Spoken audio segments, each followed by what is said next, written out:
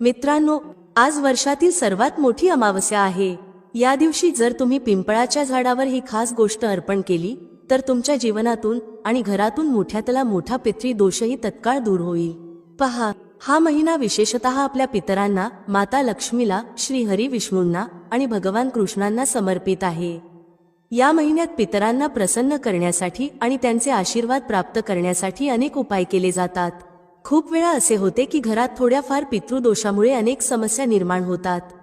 आता प्रश्न असा आहे की तुमच्या घरात पितृदोष आहे हे कसे ओळखावे? 1. जर तुमच्या घरात वारंवार वाद होत असतील तर समजा पितृदोष आहे। 2. जर घरातील कोणाला रात्री वारंवार भूक किंवा तहान लागत असेल आणि ते उठून खाणे मागत असतील तर हे देखील पितृदोषाचे लक्षण आहे। 3. ज्या घरात संततीसंबंधित समस्या असतात तिथे देखील पितृदोष असू शकतो। आता हे लक्षात घ्या की अमावस्येची तिथी विशेषतः पितरांसाठी असते। पितरांना प्रसन्न ठेवल्याने घरात आनंद, संपत्ती, सुख समृद्धी येते आणि दुःखांचा नाश होतो। पिंपळाचे झाड सर्वात पूजनीय मानले जाते। यात त्रिदेव ब्रह्मा, विष्णू आणि महेश यांचे वास असतो। हे झाड शनिदेवांना अतिशय प्रिय आहे। तसेच माता लक्ष्मी आणि श्री हरी विष्णू यांचाही वास या झाडात असतो। जे लोक पितृदोषामुळे त्रस्त आहेत त्यांनी विशेषतः अमावस्येच्या दिवशी पिंपळाच्या झाडावर ही गोष्ट अर्पण करावी। हा छोटासा उपाय मोठ्यातला मोठा पितृदोषही दूर करू शकतो। अनेक लोकांना हे समजतच नाही की त्यांच्या घरात पितृदोष आहे।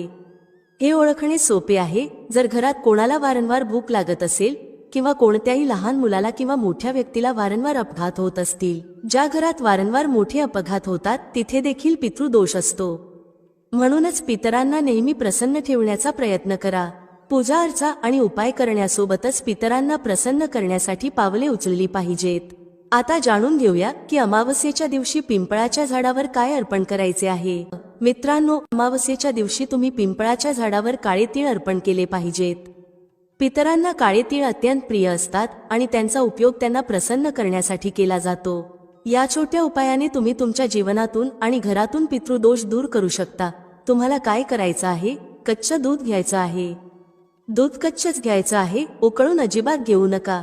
कच्चं दूध घ्या, त्यात थोडंसं काळं तीळ टाका, नंतर थोडंसं गूळ घ्या आणि तोही त्या दुधात टाका। आता हे गोड दूध तयार करून पिंपळाच्या झाडाजवळ घ्या। तुमच्या घराच्या आसपास जिथे पिंपळाचं झाड आहे तिथे जा आणि हे गोड दूध पिंपळाच्या झाडावर चढवा। हे केल्यानंतर हात जोडून पिंपळ देवाला प्रार्थना करा। आपल्या पितरांचे स्मरण करा, माता लक्ष्मीचं स्मरण करा, श्री हरी विष्णूचं स्मरण करा।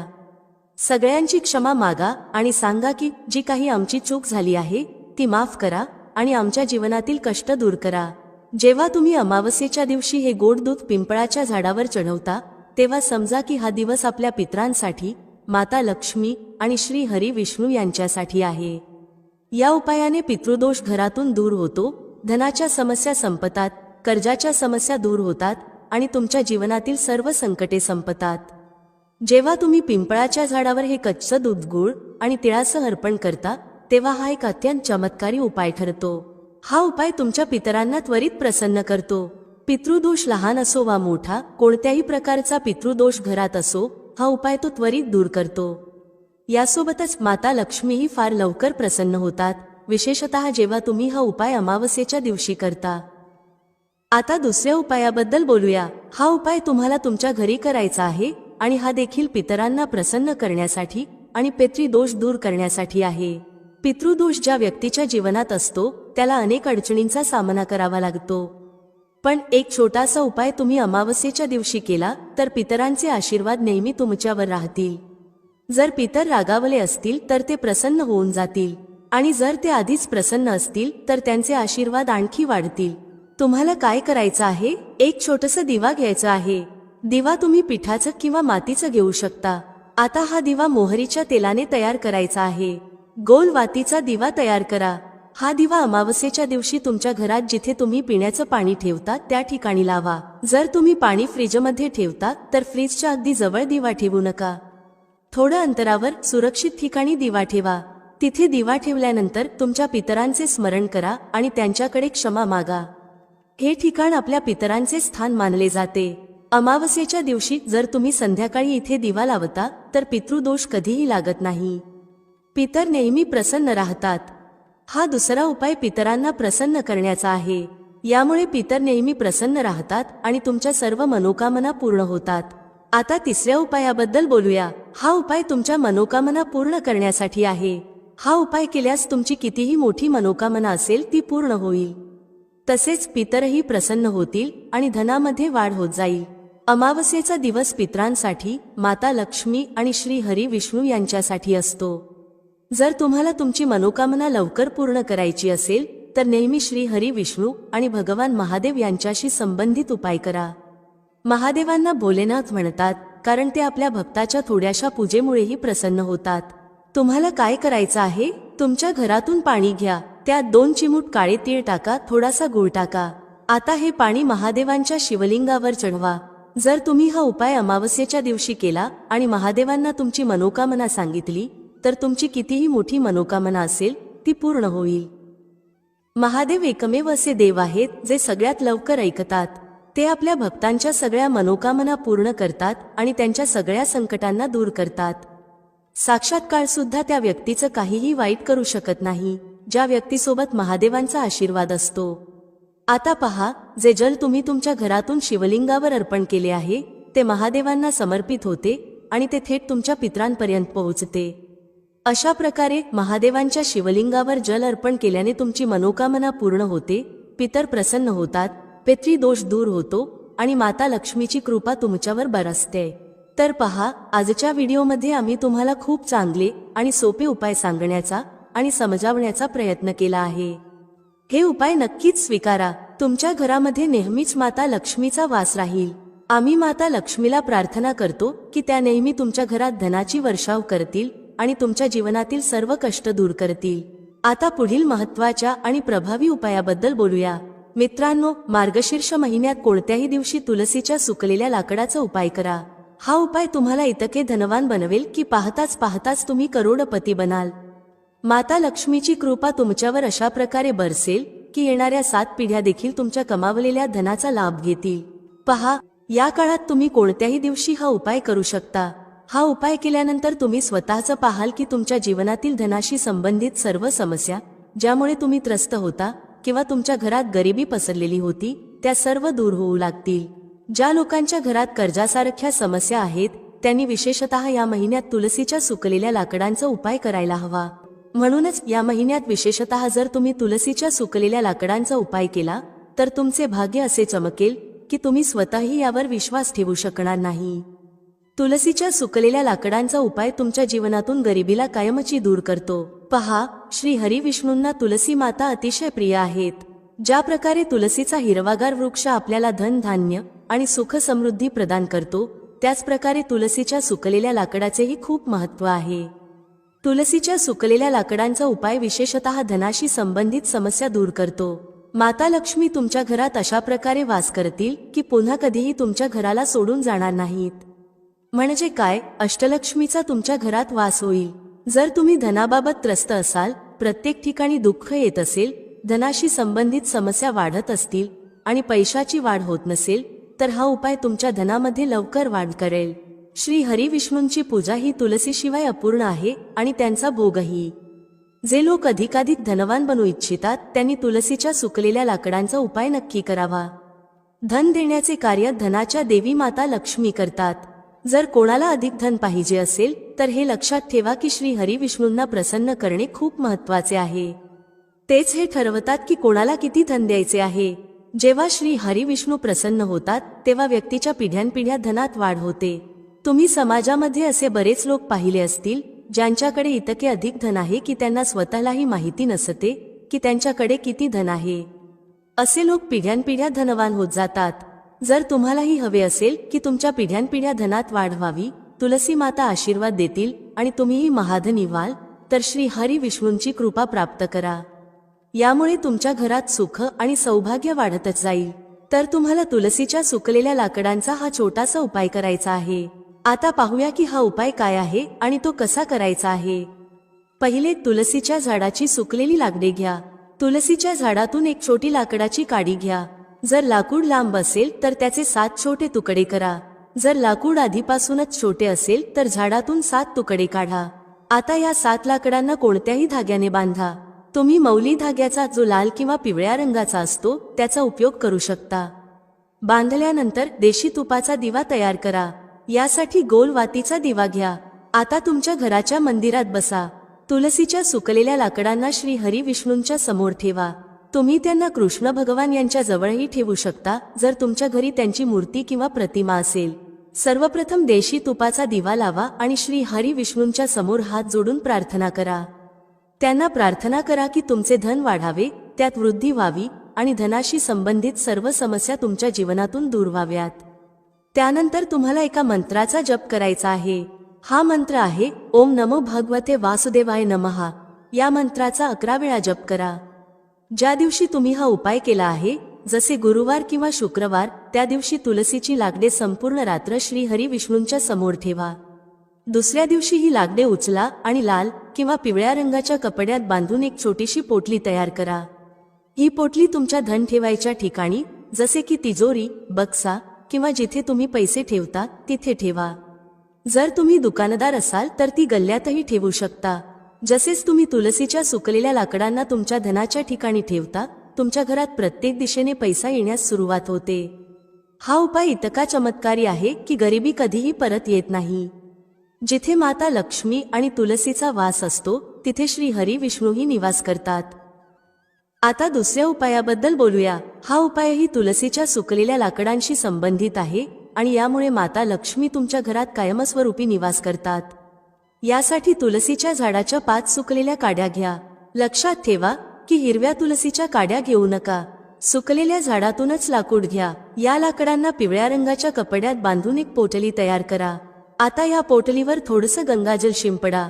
गंगाजल शिंपडल्यानंतर ती पोटली हातात घ्या आणि माता लक्ष्मी, श्री हरी विष्णू आणि माता तुलसी यांना प्रार्थना करा. त्यांना प्रार्थना करा की त्यांनी तुमच्या जीवनातील दुःख, कष्ट आणि क्लेश दूर करावेत आणि सुख समृद्धी कायम ठेवावी. यानंतर ही पोटली तुमच्या घराच्या मुख्य दरवाजावर, लाकडाच्या दाराच्या आतल्या बाजूस, उजव्या हाताच्या दिशेने टांगा. जेव्हा तुम्ही बाहेरून घरात प्रवेश करता तेव्हा ही पोटली उजव्या बाजूला असावी. ज्या लोकांनी हा उपाय केला आहे त्यांच्या घरात माता लक्ष्मी, श्री हरी विष्णू आणि माता तुलसी यांचा वास होतो. माता लक्ष्मी ज्या स्वभावाने चंचल असतात, त्या अशा घरात स्थायी स्वरूपात राहतात आणि कधीही सोडून जात नाहीत. अशा घरांच्या पिढ्या धनवान होतात. आता तिसऱ्या उपायाबद्दल बोलूया, जो तुलसीच्या सुकलेल्या लाकडांशी संबंधित आहे. हा उपाय विशेषतः अशा घरांसाठी आहे जिथे नकारात्मक ऊर्जा, वाईट शक्ती किंवा कोणाची वाईट नजर असते. अशा घरांमध्ये पैसा टिकत नाही, कर्जाच्या समस्या वाढतात, व्यापार बिघडतो, नोकरी मिळत नाही आणि यश हातातून निसटते. अशा घरातील मुलं आणि कुटुंबातील सदस्य सतत वादांमध्ये अडकलेले असतात. या परिस्थितीत तुलसीच्या सुकलेल्या लाकडांचा हा उपाय करा आणि तुमच्या घराला या सर्व समस्या आणि त्रासांपासून मुक्त करा. तर पहा, तुम्हाला काय करायचं आहे. तुम्हाला येथे तुलसीचे काही सुकलेले लाकूड घ्यायचे आहेत. 5 किंवा 7 तुलसीचे सुकलेली लाकूड घ्या. त्यांना धाग्याने बांधा आणि थोडंसं गंगाजल घ्या. आता या गंगाजलामध्ये तुलसीच्या सुकलेल्या लाकडांना टाका. त्यानंतर या गंगाजलाने तुमच्या घरात शिंपडणी करायची आहे. तुम्हाला ही शिंपडणी किती वेळा करायची आहे? पहा, आठवड्यातील एक दिवस निवडा, जसे सोमवार, मंगळवार किंवा शुक्रवार. त्या दिवशी नियमितपणे शिंपडणी करा. जर तुम्ही रोजच हा उपाय केला तर ते आणखीनच चांगलं आहे. हा छोटासा उपाय आहे, पण तुमच्या घरातील मोठ्या मोठ्या समस्या रातोरात दूर करेल आणि तुमच्या सौभाग्यातही वाढ करेल. अशा घरामध्ये नेहमीच धनाची वर्षा होत राहते. मित्रांनो, रविवार अमावस्येच्या दिवशी तुम्हाला 1 रुपयाचा नाणं घेऊन हा उपाय करायचा आहे.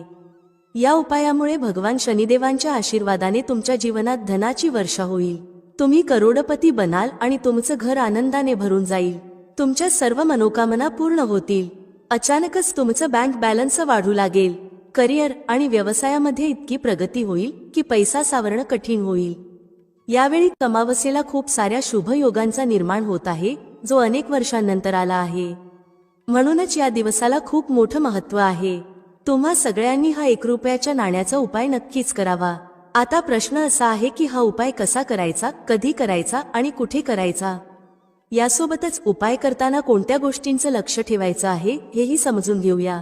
हा दिवस इतका खास आणि महत्त्वाचा असतो की कधी कधी मोठमोठ्या पूजापाठ आणि अनुष्ठानांमुळेही ज्या मनोकामना पूर्ण होत नाहीत, त्याही अमावस्येच्या दिवशी या छोट्याशा उपायाने पूर्ण होतात. अनेक लोकांनी हा उपाय करून त्याचा परिणाम पाहिला आहे. जर तुम्हालाही हा उपाय करायचा असेल तर आधी तो चांगल्या प्रकारे समजून घ्या. जेव्हा तुम्ही तो कराल तेव्हा त्याचा परिणाम नक्कीच दिसेल. या उपायाने तुमच्या घरामध्ये कोणत्याही प्रकारचं दुःख आणि समस्या का असेना ती दूर होईल. जर तुम्हाला हेही कळत नसेल की समस्येचं कारण काय आहे तरीही या उपायाचा फायदा होईल. ही समस्या पितृ दोष, शनी दोष, मंगळ दोष किंवा इतर कोणत्याही दोषामुळे होऊ शकते. पण हा उपाय करण्यासाठी तुम्हाला दोषाचं कारण जाणून घेण्याची गरज नाही. मित्रांनो, रविवार अमावस्येच्या दिवशी हा 1 रुपयाच्या नाण्याचा उपाय करा. आता समजून घेऊया की हा उपाय कोणत्या वेळी करायचा आहे आणि कोणी करायचा आहे. हा उपाय मनोकामना पूर्ण करण्यासाठी आणि जीवनातील समस्या दूर करण्यासाठी केला जातो आहे. जर एखादं मोठं काम आहे जे पूर्ण होत नाही तर हा उपाय करा. हा उपाय तो व्यक्ती करू शकतो ज्याला आपली कोणतीही मनोकामना भगवान शिवांकडून पूर्ण करून घ्यायची आहे. विशेषतः मातांनी आणि बहिणींनी ज्यांना आपल्या घराचं सुख, शांती आणि धन समृद्धीसाठी हा उपाय करायचा आहे त्यांनी तो करावा. घरातील मोठ्या माता आणि बहिणी जेव्हा हा 1 रुपयाच्या नाण्याचा उपाय करतात तेव्हा त्याचा परिणाम लवकर आणि मोठा होतो. तथापि हा उपाय कोणताही व्यक्ती करू शकतो, मोठा असो, लहान असो किंवा मुलं असोत. ज्याला हा उपाय समजला आहे त्याने तो अमावस्येच्या दिवशी नक्कीच करावा, कारण या उपायाचा परिणाम फारच लवकर मिळतो. आता समजून घेऊया की हा 1 रुपयाच्या नाण्याचा उपाय कसा करायचा आहे आणि तो करण्याची योग्य वेळ कोणता आहे. मित्रांनो, रविवार अमावस्येच्या दिवशी करण्यात येणारा हा 1 रुपयाचा नाण्याचा उपाय मुख्यतः सकाळच्या वेळी प्रातःकाळासाठी निश्चित आहे. तुम्ही प्रयत्न करावा की हा उपाय सकाळच्या वेळी करा. पण जर काही कारणामुळे तुम्ही सकाळी हा उपाय करू शकला नाहीत, जसे की कामावर जाणे किंवा इतर कोणत्याही कारणामुळे हा उपाय राहिला, तर तुमच्याकडे संध्याकाळचा वेळ सुद्धा आहे, ज्याला प्रदोष काल म्हणतात.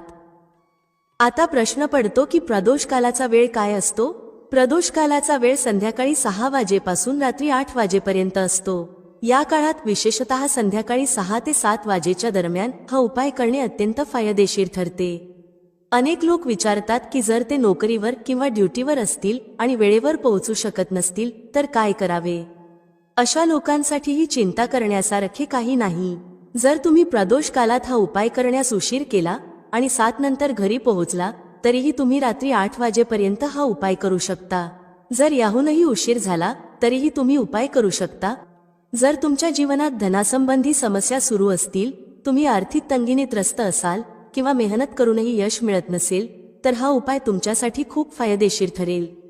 जर तुम्ही मेहनत करूनही अपयशी राहत असाल, व्यापारात तोटा होत असेल, नोकरी मिळण्यात अडचण येत असेल किंवा कोणत्याही कार्यात अपयशी ठरत असाल तर हा छोटासा उपाय तुमचे जीवन बदलू शकतो. आजचा हा व्हिडिओ खूपच खास असणार आहे. रविवार अमावस्येच्या तिथीला करण्यात येणारे 3 विशेष उपाय आज तुम्हाला सांगितले जातील. तुम्ही तुमच्या समस्येनुसार हे उपाय करू शकता. यामध्ये धनप्राप्ती, मनोकामना पूर्ती आणि जीवनातील इतर समस्या दूर करण्याचे उपाय समाविष्ट आहेत. चला जाणून घेऊया सर्वात पहिला आणि विशेष उपाय. या उपायासाठी तुम्हाला सर्वप्रथम 1 रुपयाच्या नाण्याची गरज भासेल.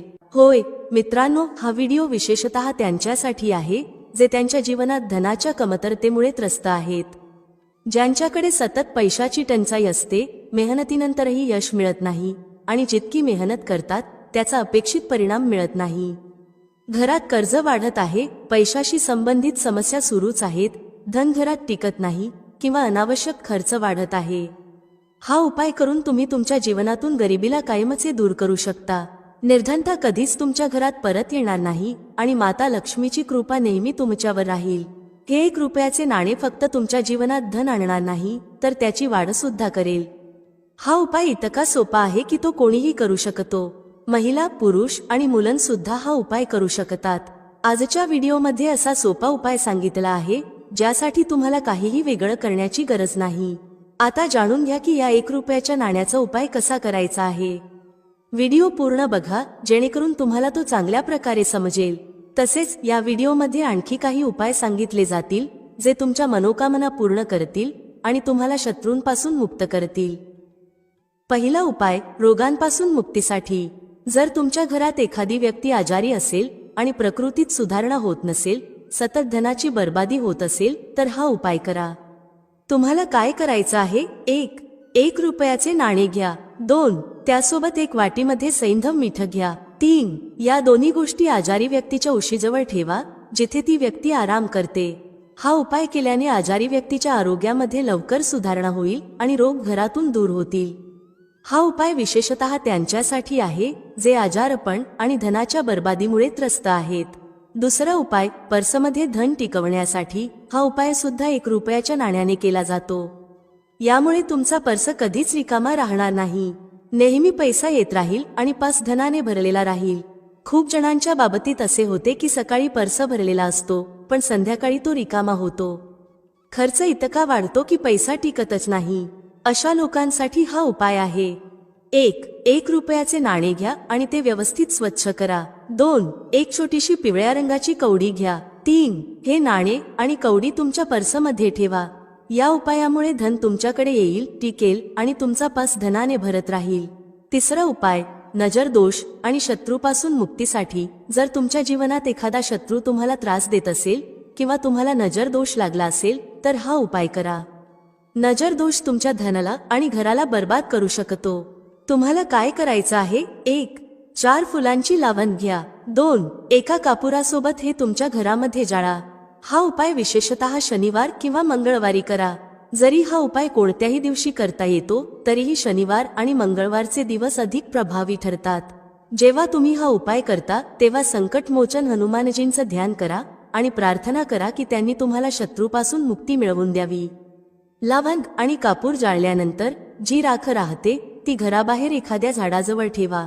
हा उपाय केल्याने घरातील नजर दोष दूर होतो. शत्रूंनी निर्माण केलेली नकारात्मक ऊर्जा संपते. वाईट शक्ती आणि वास्तुदोष नष्ट होतो. तुमच्या धनावर लागलेली नजरही हटते. मित्रांनो, व्हिडिओमध्ये सांगितलेली माहिती आवडल्यास लाईक करा, शेअर करा. भेटूया पुढच्या अशाच एका ज्ञानवर्धक व्हिडिओमध्ये एका नवीन चर्चेसह. तुम्हा सर्वांचे मनःपूर्वक आभार. श्री स्वामी समर्थ. जय श्री राम, जय श्री हनुमान, जय श्री कृष्ण, जय माता लक्ष्मी.